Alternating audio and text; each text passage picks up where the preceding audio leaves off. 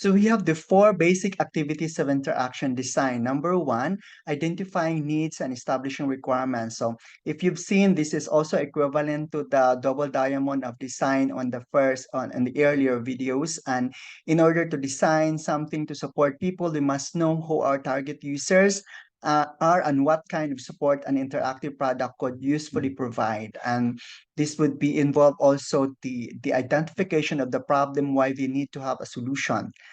Second is developing alternative design. This is the core activity of designing, actually suggesting ideas for meeting the requirements, which is normally involves conceptual design and a physical design, where conceptual design involves producing the conceptual model for the product. And this will be discussed later in another video on how to derive on the conceptual design. And the physical designs is considers the detail of the product, including colors, sounds, images, menu design, and icon design, which is really the actual product that we'll be developing. The third one is building interactive versions of the design. So normally we will only design flap, and later we will design interactions on how the system would react to certain user movement or user interacting with our system.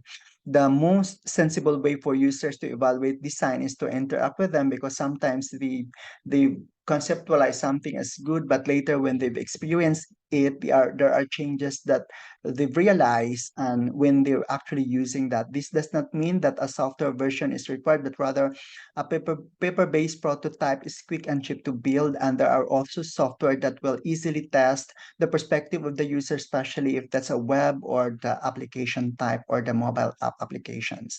And the lastly, evaluating designs. This is very obvious and the basic part of the activities always, where in the process of determining the usability and acceptability of the design.